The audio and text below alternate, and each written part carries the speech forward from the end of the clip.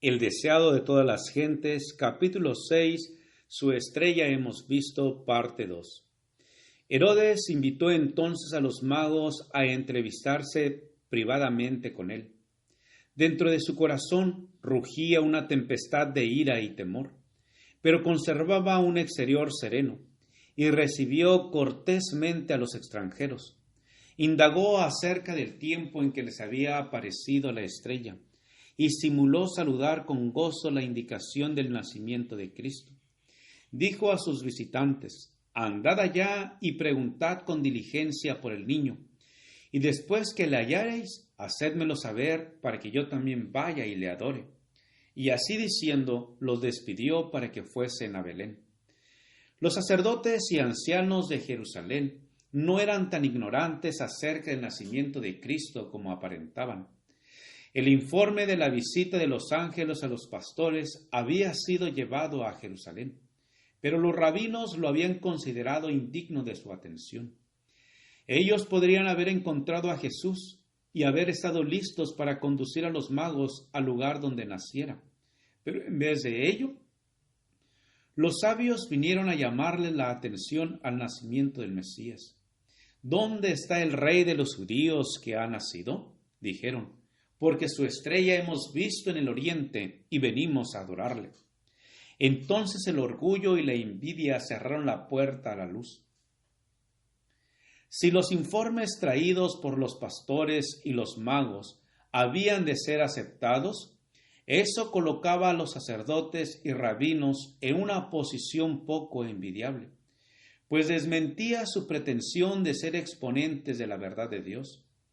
Esos sabios maestros no querían rebajarse a recibir instrucciones de aquellos a quienes llamaban paganos.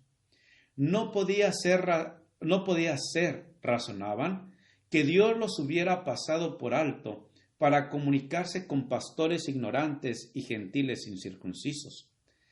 Resolvieron demostrar su desprecio por los informes que agitaban al rey Herodes y a toda Jerusalén. Ni aun quisieron ir a Belén para ver si esas cosas eran así, e indujeron al pueblo a considerar el interés en Jesús como una excitación fanática. Así empezaron a rechazar a Cristo los sacerdotes y rabinos. Desde entonces, su orgullo y terquedad fueron en aumento, hasta transformarse en odio arraigado contra el Salvador. Mientras Dios estaba abriendo la puerta a los gentiles, los dirigentes judíos se le estaban cerrando a sí mismos. Los magos salieron solos de Jerusalén. Las sombras de la noche iban cayendo cuando pasaron por las puertas, pero para gran gozo suyo volvieron a ver la estrella, y ella los encaminó hacia Belén. Ellos no habían recibido ninguna indicación del humilde estado de Jesús, como la que había sido dada a los pastores.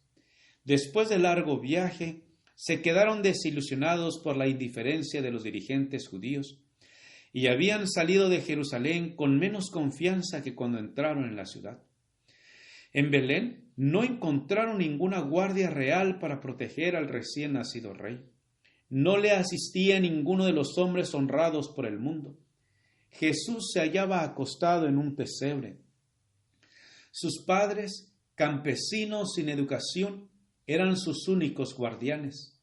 Podía ser que aquel niño del personaje de quien se había escrito había de levantar las tribus de Jacob y restaurar los asolamientos de Israel, que sería luz de las gentes y salud hasta lo postrero de la tierra.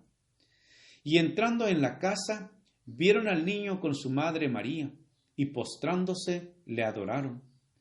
Bajo el humilde disfraz de Jesús, reconocieron la presencia de la divinidad. Le dieron sus corazones como a su Salvador, y entonces sacaron sus presentes, oro e incienso y mirra. ¡Qué fe la suya! Podrían haber dicho de los magos del oriente, como se dijo más tarde el centurión romano: ni aun en Israel he hallado tanta fe. Los magos no habían comprendido el designio de Herodes hacia Jesús. Cuando el objeto de su viaje fue logrado, se prepararon para volver a Jerusalén y se proponían darle cuenta de su éxito. Pero en un sueño recibieron una orden divina de no comunicarse más con él.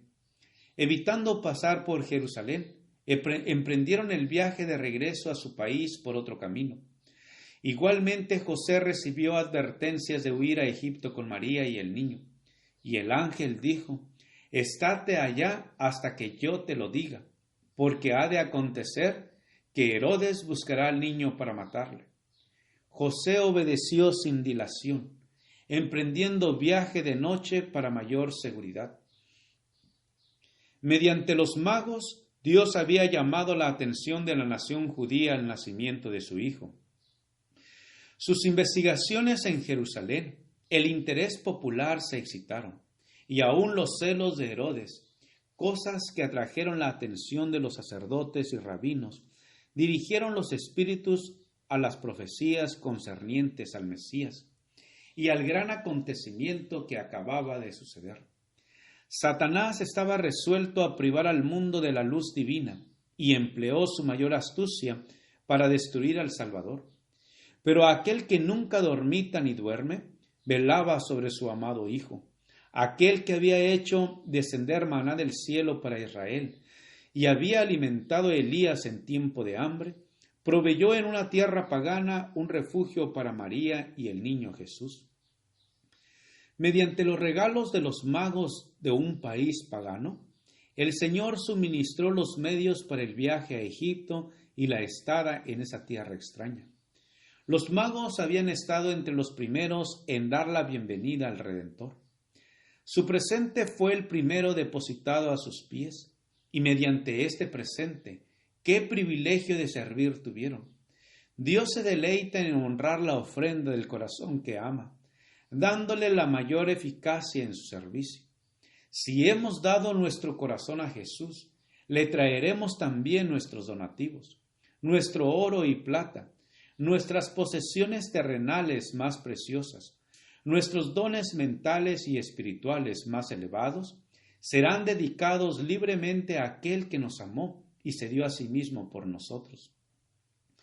Herodes esperaba impacientemente en Jerusalén el regreso de los magos.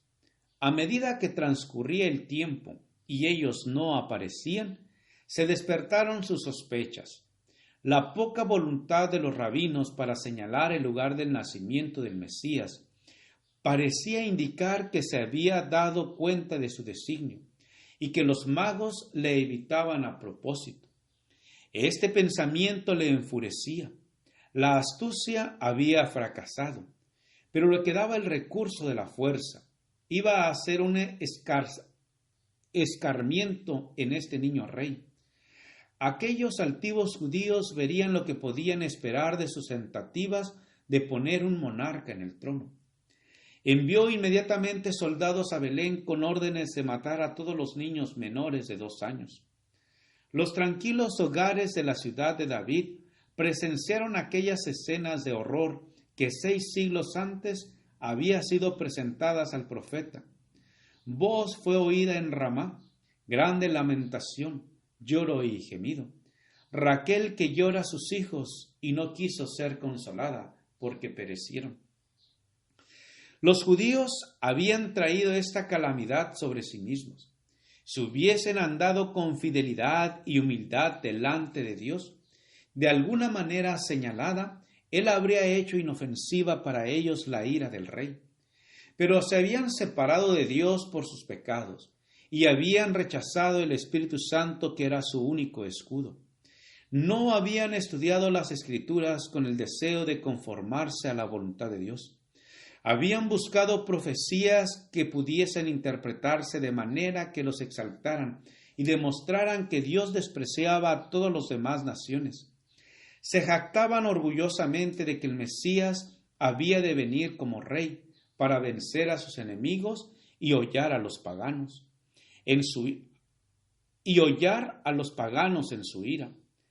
Así habían excitado el odio de sus gobernantes y por su falsa presentación de la misión de Cristo, Satanás se había propuesto lograr la destrucción del Salvador, pero en vez de ello, esto se volvió sobre sus cabezas. Este acto de crueldad fue uno de los últimos que ensombrecieron el reinado de Herodes. Poco después de la matanza de los inocentes, cayó bajo esa mano que nadie puede esperar, que nadie puede apartar. Sufrió una muerte horrible. José, que estaba todavía en Egipto, recibió entonces de un ángel de Dios la orden de volver a la tierra de Israel. Considerando a Jesús como el heredero del trono de David, José deseaba establecerse en Belén, pero al saber que Arquelao reinaba en Judea, en lugar de su padre, temió que los designios del Padre contra Cristo fuesen llevados a cabo por el Hijo. De todos los hijos de Herodes, Arquelao era el que más se asemejaba en carácter. Ya su advenimiento al gobierno había sido señalado por un tumulto en Jerusalén y la matanza de miles de judíos por los guardias romanos. Otra vez fue José dirigido a un lugar de seguridad. Volvió a Nazaret, donde antes habitara, y allí durante casi 30 años habitó Jesús, para que se cumpliese lo que fue dicho por los profetas, que había de ser llamado Nazareno. Galilea se hallaba bajo el dominio de un hijo de Herodes, pero tenía mayor proporción de habitantes extranjeros que Judea. Por eso había menos interés en los asuntos relacionados especialmente con los judíos, y los derechos reales de Jesús propenderían mucho menos a excitar los celos de los gobernantes. Tal fue la recepción del Salvador cuando vino a la tierra.